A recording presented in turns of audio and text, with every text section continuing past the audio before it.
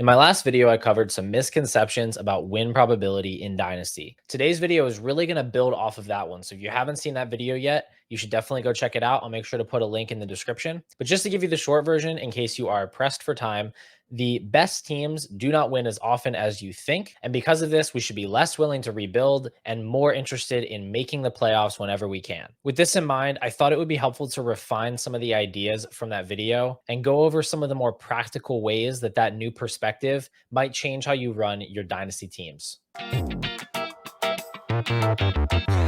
So another thing I talked about in that last video was that constant struggle between immediate production and long-term value. A large part of dynasty strategy is really just figuring out the best way to balance these two competing ideas. I think the easiest way to visualize this is a chart with 4 sections. You have an x-axis across the middle that measures immediate production, or what you might call productive value, and then you have a y-axis measuring dynasty value, or you could call it market value or trade value. So if you're looking at this chart, teams in the bottom right are going to be highly productive, but not very valuable. Teams like this are going to be filled with your aging stars like Christian McCaffrey, Travis Kelce, Tyreek Hill, but they will lack young talent and especially draft picks. Teams in the top left are highly valuable, but not very productive. So these are teams that have lots of draft picks or they have lots of rookies, young players. They're just not scoring a whole lot of points. The worst managers are going to perpetually find their teams in the bottom left because their rosters aren't particularly valuable or productive. Now, this does happen to good managers from time to time. You lose a couple of trades or you have draft picks that bust. You can end up being below average in both production and value.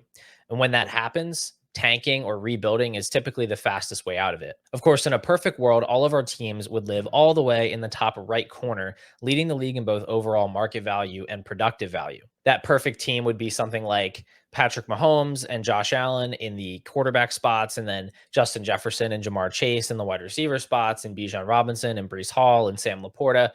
This is the sort of dream fantasy team. This is possible if you're willing to tank for multiple seasons, which I don't think is wise, or if you play in a league full of morons. But for most dynasty managers, this is not a realistic possibility. However, I do think there's a sweet spot in this top right quadrant where you can be above average in productive value and you can be above average in market value. So that's my target zone for every roster. I'm trying to figure out how can I get my team in position to contend for a bye each season while also maintaining a valuable roster year over year. I don't have to have the most stacked team.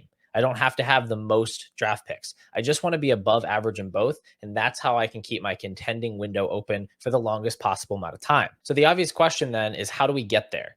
I think there are a lot of possible answers to that question, but today we're going to focus on one high-level concept that I think will solve a lot of problems. I haven't found an elegant way to put this necessarily, but the basic idea is stop focusing so much on the actual players you roster and start focusing on the value of your roster. The reason this is so important is that it's much easier to turn a high-value team into a competitive team than it is to turn a competitive team into a high-value team. So returning to our chart from earlier, it's much easier to move a team from that top left quadrant to the top right than it is to move from the bottom right to the top right. This is because the assets that those teams have in that top left quadrant, those young, unproductive teams, those assets are highly coveted in Dynasty. Draft picks, rookies, young, exciting breakout candidates. Yeah, they might not score a lot of points, but most managers want to acquire those players. They make for incredibly powerful trade chips. And this means that in most leagues, you can turn an unproductive, high-value team into a productive, high-value team with just a few well-crafted trades. To drive this point home, I want to show you one of my Dynasty teams, along with a tool that's very helpful for letting you see how you stack up against other teams in your league. For this, let's start with the roster. And this template I'm going to put up on the screen. This comes from Ron Stewart. I'm going to put a link to his channel down below if somehow you have heard of me and not him, but he's one of the bigger fantasy YouTube channels out there. He does really good dynasty and basketball content. He put out this team template and I took his and kind of modified it just a little bit. You can see here my roster in the Wild and Crazy Kids 90s Best Ball Dynasty League. So this is a 90s cartoon themed best ball league, which isn't important at all, but I might as well explain the name. And it's a 12-team Superflex tight end premium PPR best ball league. So you can see each of my different position groups. I've got Kyler Murray and Will Levis, Bijan Robinson, Trey Benson, Jalen Warren, Tyjae Spears, Brian Robinson, some other rookie running backs. I have a lot of young wide receivers, Malik Neighbors, Zay Flowers, Rashi Rice, Lad McConkey. And then I have a couple of solid tight ends in Brock Bowers and Mark Andrews. You can also see that starting lineup over on the right if you want to look at it that way. And you can see my draft picks as well. I have almost all of my 2025 picks. I just have an extra second instead of a third. Overall, this team looks pretty good, I think. I drafted it as a productive struggle. So I drafted it with the intention of tanking in year one, which in hindsight, I really wouldn't have done. I think I should have made some more aggressive trades early in the season to try to compete for a playoff spot, especially because Sam Howell and Brian Robinson actually outperformed their ADP. So they were kind of useful for me. I wasn't even able to tank down to the 101 because I scored too many points. I also had Tank Dell, who I traded for a future second in, I think, week 3 last year. So, you can't win them all.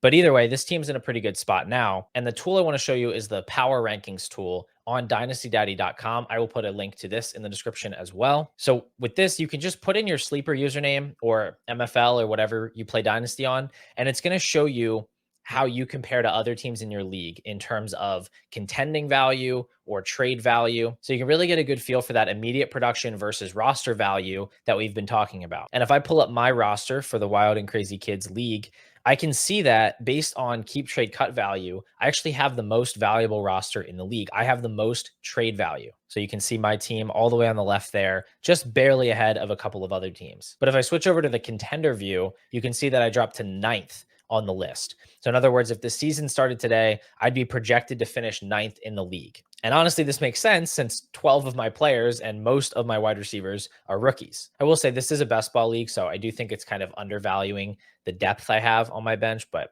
that's beside the point. The point is, I'm not worried about that 9th place projection at all. I really should have no problem turning some of those rookies into productive veterans, which can move my team from that top left quadrant, that unproductive high value team, into the top right, a high value and productive team. Now doing this, I might move from 1st in overall value down to like 3rd or 4th, but I'm totally fine with that if I can move from like 9th in contending value up to 3rd or 4th in that as well. That's that sweet spot I want to live in. And if I just look at startup ADP from Dynasty Data Lab, I can get some really easy starting points for trades that I might be able to make. So for example, looking at ADP, I might be able to trade AD Mitchell for somebody like Deontay Johnson or Chris Godwin. Or I could maybe trade Lad McConkey for somebody like a Devontae Adams or a Deshaun Watson to strengthen my quarterback room. Or I could trade Jalen Polk for a Keenan Allen or Geno Smith. But because I have so much time before the season starts, I can really take my time, I can explore my options, and I can be very picky about the trades that I'm willing to accept. Because a bad habit that a lot of dynasty managers have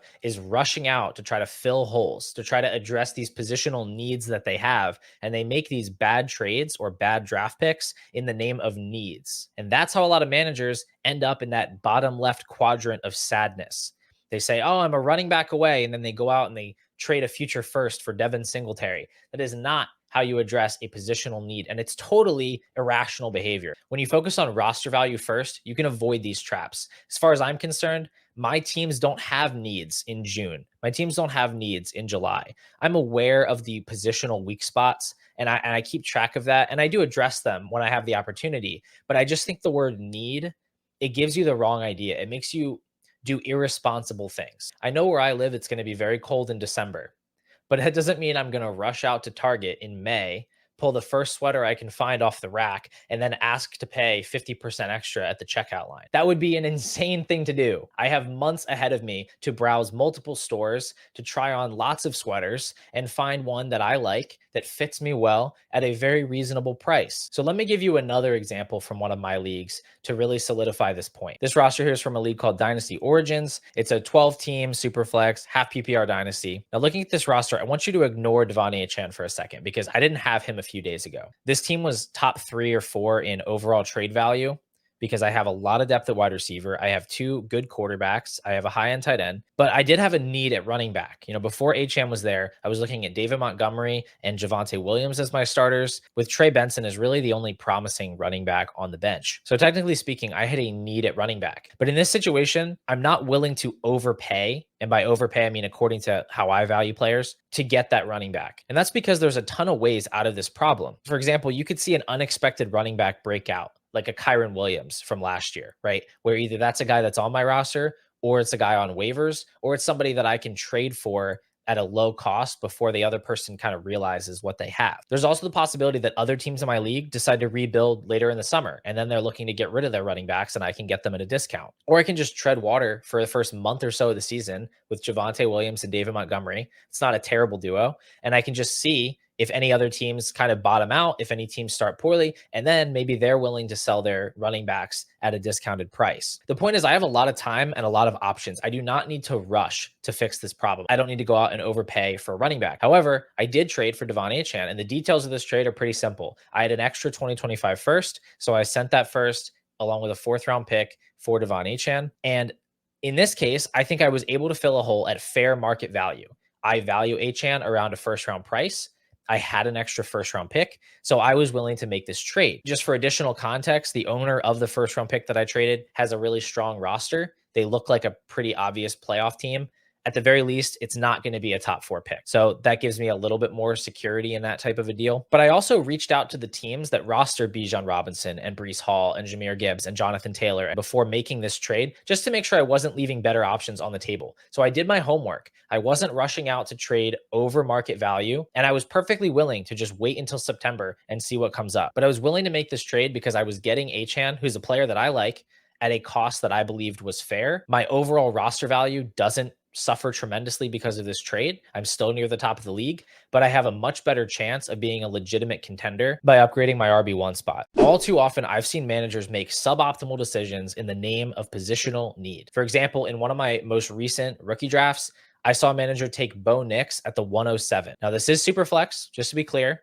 So quarterbacks are valuable, but he took Bo Nix ahead of Rome Odunze and Brock Bowers. And that's just sacrificing roster value for absolutely no reason at all. You've got months ahead of you to acquire a quarterback. And do we even think that Bo Nix as a rookie is going to be a fantasy quarterback that's going to elevate your team, that's going to bring you to a fantasy championship? I don't think so. Most fantasy quarterbacks aren't that. And Bo Nix wasn't really an amazing prospect. So he's not even really filling the need because you're probably not going to want to start him. Like a team that is starting Bo Nix in the superflex spot is probably not a strong contender anyway, but you're reaching for him ahead of players that are multiple rounds of startup value ahead of him. It's just leaving so much value on the table. And I think it's really, really detrimental to teams, especially when they stack up multiple decisions like that over the course of an offseason. So just to recap this last point, during the offseason, you should be focusing almost exclusively on roster value, trying to make your team more valuable. And when you address positional needs, don't settle for lopsided deals. Take your time, explore your options. It is a long offseason. You've got plenty of time to find the right trade. That'll do it for today's video. Thank you so much for watching, and thank you guys so much for supporting the channel. I mean, we're a little over 3 months into this thing, and at the time of this recording, just over 400 subscribers. I'm honestly amazed by that. I can't believe how fast this thing is growing. There's a lot I still want to get better at, and I definitely have big plans for this channel, so